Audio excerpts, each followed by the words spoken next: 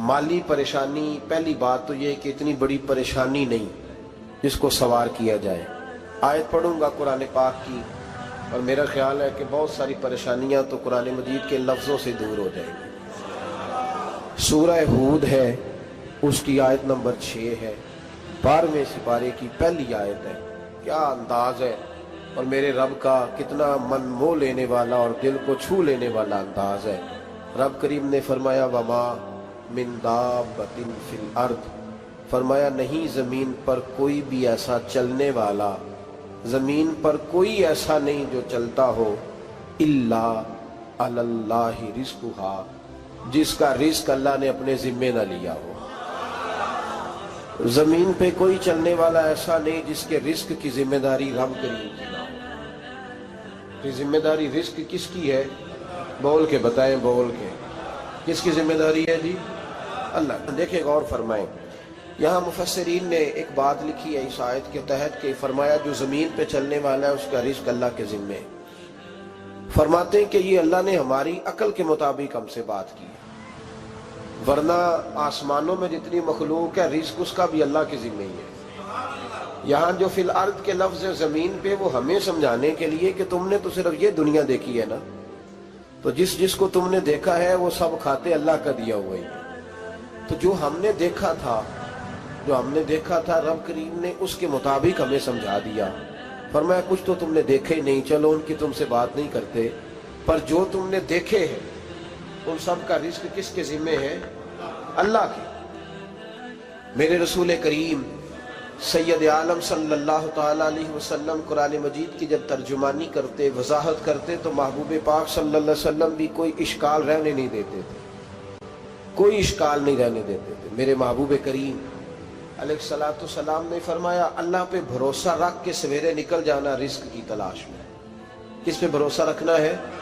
निकलना तुम्हारे जिम्मे है। ये ना कहना कि घर बैठूंगा तो यही आएगा, निकलना तुम्हारी जिम्मेदारी है। जितनी जिम्मेदारी है वो पूरी करना।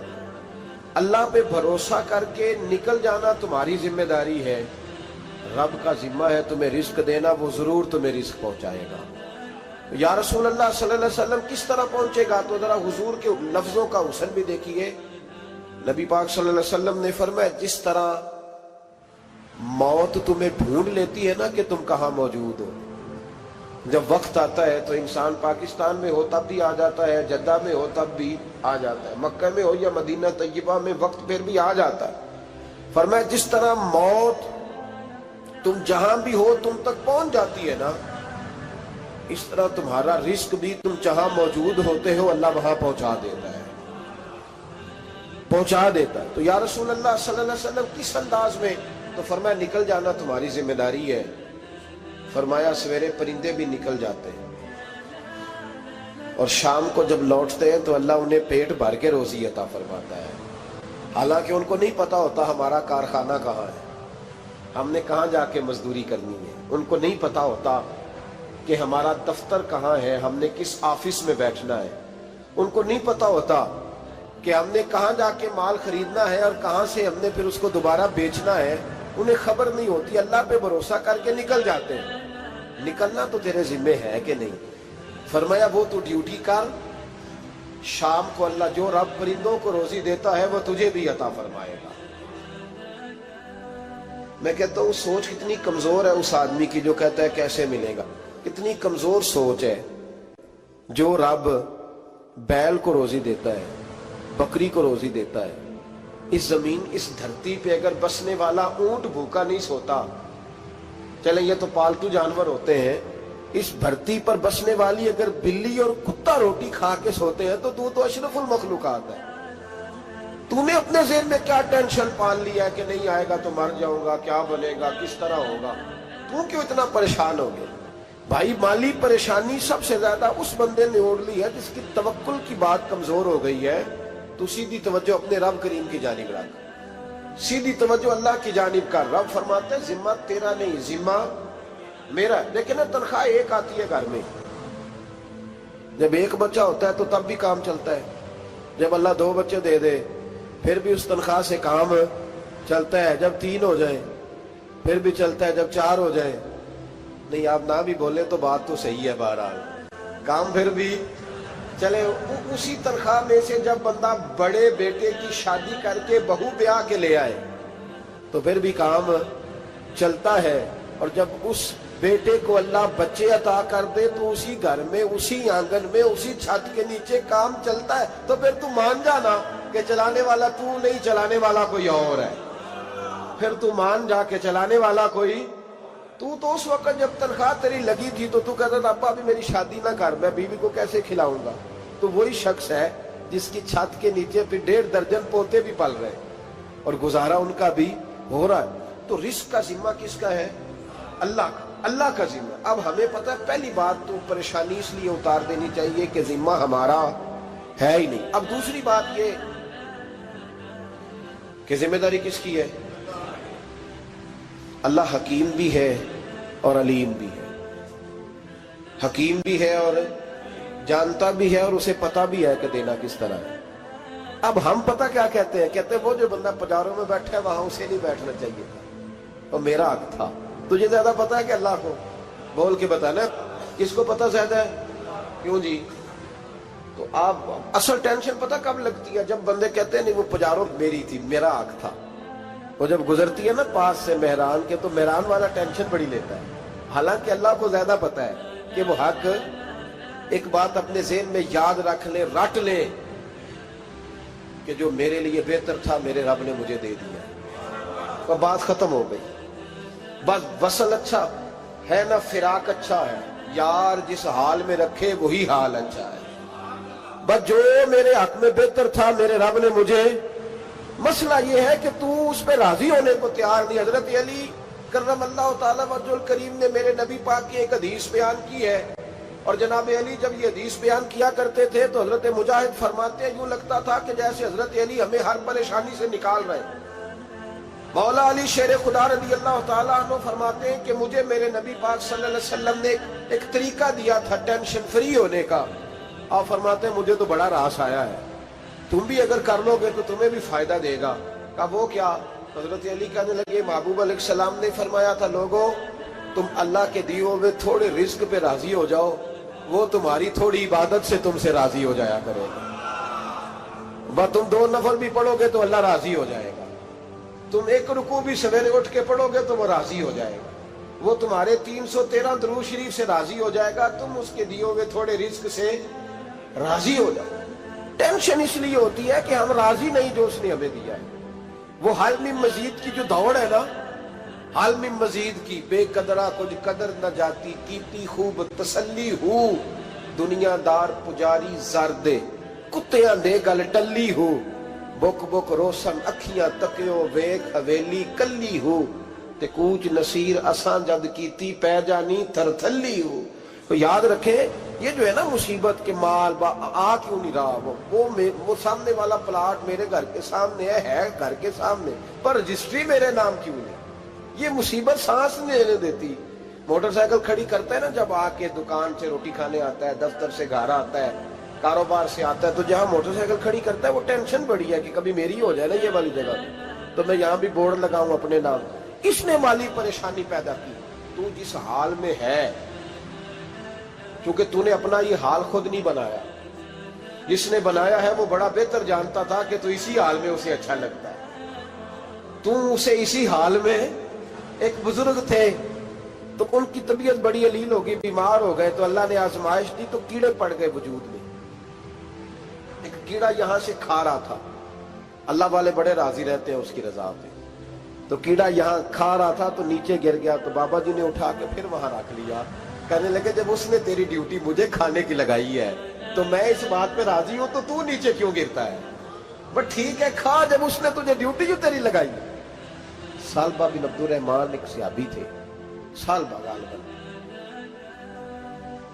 نبی پاک صلی اللہ علیہ وسلم کی خدمت میں آئے، کہنے لگے یا رسول اللہ صلی اللہ علیہ وسلم غربت بڑی ہے، میرے لیے دعا کریں اللہ زیادہ مال دے۔ تو محبوب صلی اللہ علیہ وسلم نے فرمایا تو جس حال میں اچھا ہے وہ تیرے لیے بہتر ہے، اس میں تو ہے وہی حال تیرے لیے۔ مشکل ہے نا یہ جواب سننا۔ کہتے پیر صاحب فلان جگہ سے تویز آیا، وہاں تو وارے نے آرے ہو گئے، تو آپ کے ہاں؟ تو میں کہتا ہوں یہ تویز دینے والا اگر تویز دے کے امیر بناتا ہے تو پہلے خود کیوں نہیں بنتا؟ یہ خود تو 150 کا تویز بیچ رہا ہے، اپنی بیچارے کی حالت یہ ہے۔ اگر اتنا ہی تویز اس کا چلتا ہوتا تو پہلے 5 جو پجاروں اس کے دروازے پہ کھڑی ہوتی۔ عجیب چکر ہے اور عجیب جگہ لوگ الجھ گئے، سمجھتے ہی نہیں بات کو۔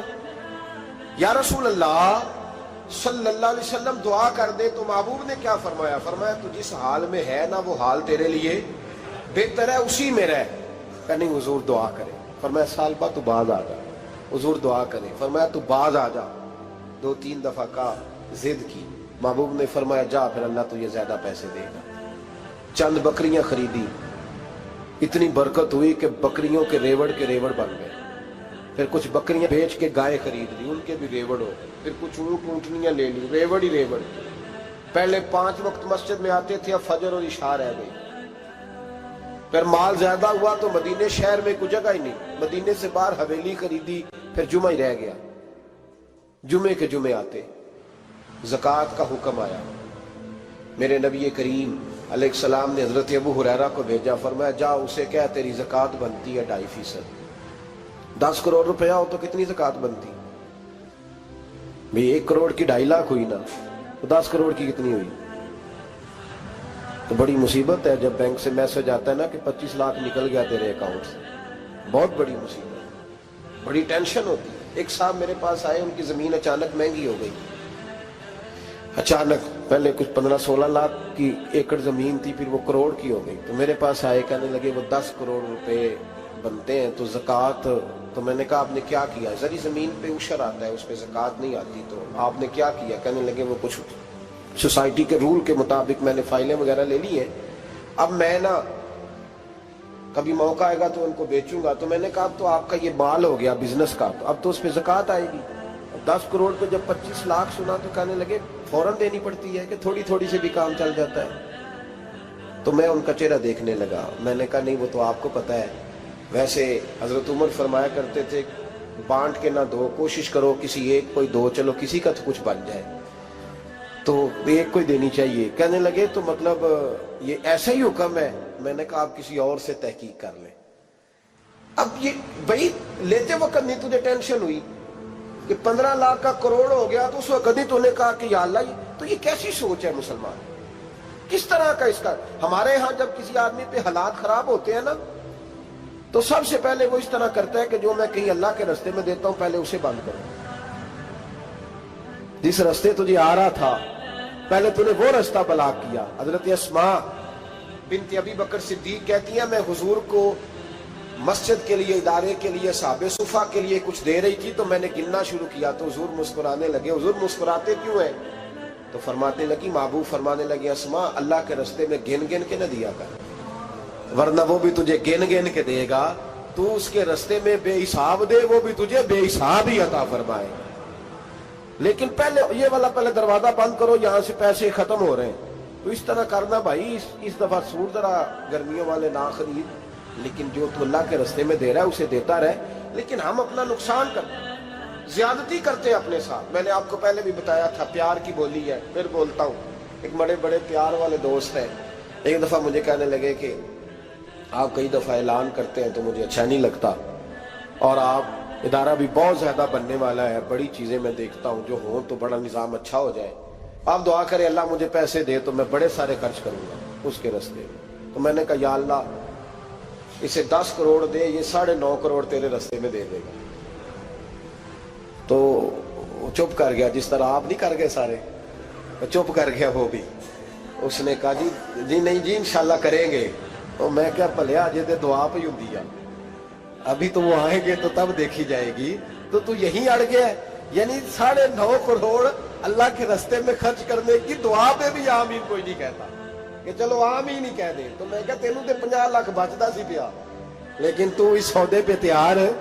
جب یہ سوچ ہوتی ہے، یہ غلط سوچ ہے، یہ بات تو اگر تے مسکرانے والی، لیکن یہ سوچ صحیح نہیں۔ حضرت عثمان غنی رضی اللہ تعالیٰ عنہ کہتے ہیں جس وقت نبی پاک صلی اللہ علیہ وسلم نے اعلان کیا نا جنگ کے موقع پر کہ 800 سپاہیوں کا خرچہ چاہیے، کہتے ہیں میرے پاس 600 کا تھا۔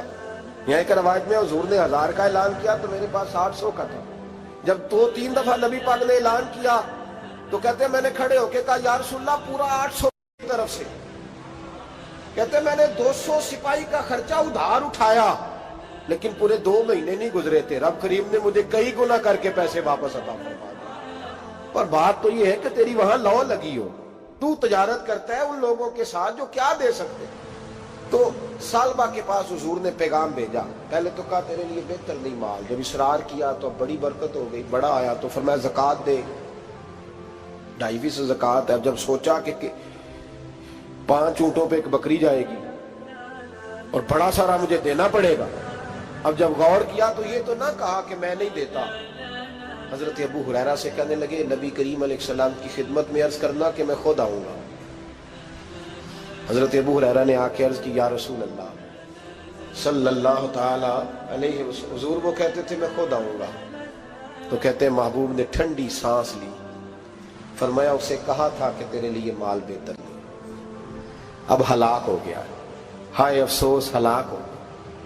ان کو بھی تھوڑی دیر کے بعد احساس ہوا کہ یہ میں نے کیا کیا، نبی پاک کوئی کہہ دیا نہیں ہے، حضور کو کہہ دیا بعد میں آؤں گا۔ اب دوڑے آئے، عرض کی حضور میں سارا کچھ لے کے آئے ہوں، قبول کر لیں۔ محبوب نے فرمایا گویا بلال حبشی کی خشک کھجور بھی قبول ہے، اور صہیب رومی ایک اٹی بان کی لائے تو وہ بھی قبول ہے، اور عمار بن یاسر اور مصعب بن عمیر اگر 2 دینار دے جائیں اور کوئی پرانا جوڑا کسی سپاہی کے لیے چھوڑ جائے تو وہ بھی قبول ہے، لیکن تو اپنا لاکھوں لے کے چلا جا، تیرا کوئی نہیں قبول، معاف کر دیں۔ فرمایا جا معاف کیا، پر پیسے لے کے نہ آنا۔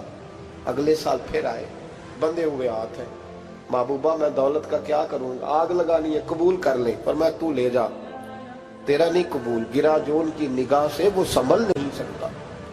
حضور نے وصال ظاہری کیا تو جناب صدیق اکبر کے پاس آئے، لاکھوں کا مال، ابو بکر قبول کر لو، تو جناب صدیق اکبر کہنے لگے اس کا کر لو جس کا نبی نے نہیں کیا، چل جا کوئی نہیں چاہیے۔ حضرت عمر کے زمانے میں قحط پڑ گیا، بارشیں نہیں ہوتی، غلہ نہیں ملتا، حالات خراب ہے، مالی طور پہ بحران آ گیا، غربتیں، مجبوریاں، تکلیفیں، آ کے روئے، عمر میرا قبول کر لو، مجھے معافی تو مل گئی تھی نا۔ فرمایا معافی اپنی جگہ پہ، پر جس کا مصطفیٰ نے قبول نہیں کیا۔ بہت سارے لوگوں کو پتہ ہی نہیں کہ ان کا قبول ہی نہیں ہوا، اور وہ الجھے ہوئے، انہیں خبر ہی نہیں کہ اصل بات کیا ہے۔ فرمایا جس کا مصطفیٰ کریم نے قبول نہیں کیا، اب ہیرے اور جواہرات بھی لے کے آئے تو بھوکے مریں گے، پر اس کا قبول، اس بات پہ راضی رہو اس حال میں اللہ نے رکھا ہوا، اس حال میں راضی رہو۔ جو مصیبت ہے نا دیکھنی کہ وہ بھی میرے پاس، تمہیں کیا پتا، کبھی پوچھ تو صحیح اس سے وہ کس مصیبت کا شکار ہے، جو مالی طور پہ بڑا امیر ہے، تو اس کی طرف دیکھ کے اپنا دل برا کرتا ہے۔ بس جس حال میں رب نے رکھا ہے اس حال میں رہ۔ حضرت عثمان غنی کے زمانے میں تو وہ وصال کر گئے، لیکن بھائی تو جس حال میں تیرا رب تجھے رکھتا ہے اس حال میں رہ، تیری مالی پریشانیاں ختم ہو جائیں گی۔ میں نے پہلے بھی شاید آپ کو ایک دفعہ کہا تھا، میں تعلیم سے فارغ ہوا تو میرے ایک استاد اور میرے کچھ دوست کہنے لگے افریقہ آ جائیں آپ، وہ بہت بڑا ادارہ ہے، اس کو چلائیں، اس کو سنبھالیں۔ میری والدہ سے میں نے کہا، کچھ طبیعت ہوتی ہے نا انسان کی، میرا بھی دل لگ گیا۔ میری اماں پڑھی نہیں تھی لیکن اللہ نے دانائی بڑی عطا فرمائی تھی، حکمت بڑی تھی، سیانی بڑی تھی۔ تو میں نے کہا اماں جی وہ مجھے ساؤتھ افریقہ کی دعوت ہو رہی ہے تو آپ کیا کہتی ہیں؟ تو اٹھ کے میرے پاس آ گئے اور مجھے انہوں نے اپنے بازوؤں میں لے لیا، پھر میرا ماتھا چوما، کہنے لگی پتر میں تے وال بھی نہ پوٹ کے دیوا کسی نے، ہم نے دولت کا کیا کرنا، تو اللہ کا نام لے کے کہیں بیٹھ جا، رب کریم رون کے لگا دے گا، خیر ہو جائے۔ تو میرے بھائی یاد رکھیں ان چیزوں سے تھوڑا سا دیکھیں نا، قناعت کریں، جو اللہ نے دیا اس پہ راضی ہو جائے، اللہ بڑا مہربان ہے، وہ آسانیاں کر دیا کرتا ہے۔ تو یاد رکھیں میرے رسول کریم علیہ السلام نے ایک تو ہمیں درس یہ دیا ہے کہ تو سمجھ جا، قرآن نے ہمیں بتایا ہے کہ روزی تیری ذمہ داری نہیں، روزی کس کی ذمہ داری ہے؟ اللہ کی۔ اور دوسری بات یہ کہ جو اللہ نے تمہیں دیا ہے اس پہ تو راضی ہو جا، تیری مالی پریشانیاں ختم ہو جائیں۔ اور پھر حضور صلی اللہ علیہ وسلم نے فرمایا مذہبی طور پر جب دیکھو تو آگے دیکھو، اور دنیاوی طور پر جب دیکھو تو پیچھے دیکھو، پریشانی ختم ہوگی۔ مذہبی طور پر جب دیکھو، جو 5 نمازیں پڑھتا ہے وہ تہجد پڑھنے والے کو دیکھے، اور جو تہجد پڑھتا ہے وہ اشراق چاشت پڑھنے والے کو دیکھے، اور جو بندہ اشراق اور چاشت پڑھتا ہے پھر اس کو دیکھے جو سارا دن مصطفیٰ پہ درود پڑھتا ہے۔ ऊपर ऊपर देखे कि मैंने और नेक होना है और नेक, और जब माली मामला है तो फिर नीचे देख। अगर तू बैठा ना पजारों पे तो फिर टूटी वाले पे नजर कर, उसका क्या हाल है। और अगर तू वहां बैठा है तो देख मेहरान वाला भी तो गाड़ी चला ही रहा है ना। और अगर तू वहां है तो मोटरसाइकिल वाला देख, और तू वहां है तो फिर साइकिल वाले पे नजर, और अगर तू साइकिल वाला है तो पैदल वाले को देख, अगर तू किराए के मकान में रहता तो फिर झोंपड़ी वाले को देख, और अगर तू झोंपड़ी में रहता है तो फिर भी परेशान ना होना। कुछ ऐसे भी हैं जिन्हें झोंपड़ी भी नसीब नहीं, जो सड़क पे लेटे हुए हैं। और अगर तू तंदुरुस्त है ना तो कभी जाके अस्पताल में देख हाल क्या है, लोग किस हाल में है। तो हम शुक्र नहीं अदा करते, उसका नुकसान क्या होता है, नेमतें चली जाती हैं। अल्लाह फरमाते लाइन शकर तुम लाज़ीदन्नकुम, तो शुक्र अदा कर, मैं नेमतों में इजाफा कर दूंगा। तो भाई माली परेशानी का तीसरा सबब यह है कि हम देखते हैं माली तौर पर ऊपर, तो फिर हमें तबीयत बिगड़ती है। और फिर माली परेशानियों के कुछ और असबाब भी हैं। इमाम शाफी फरमाते हैं जिन घरों में लोग फजर की नमाज के वक्त सोए होते हैं उन घरों में रिस्क नहीं आता।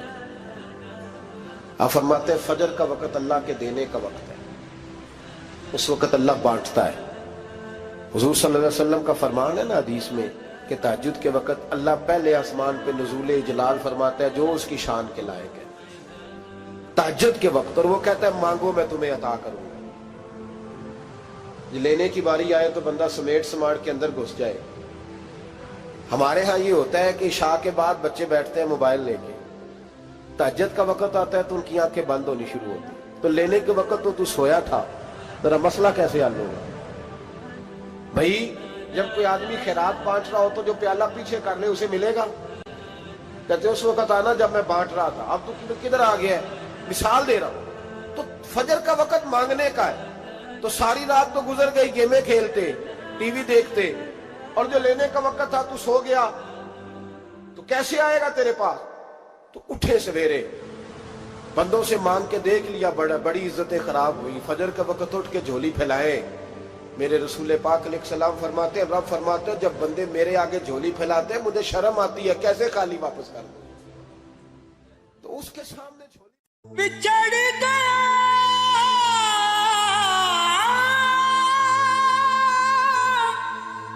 मेरे दिल दा जानी, ते मैं कखों वांगर रुल गई। फुल्लां नाल नाजुक जिंदड़ी मेरी विच कंडियां दे रुल गई। गम सजना दे मार मुका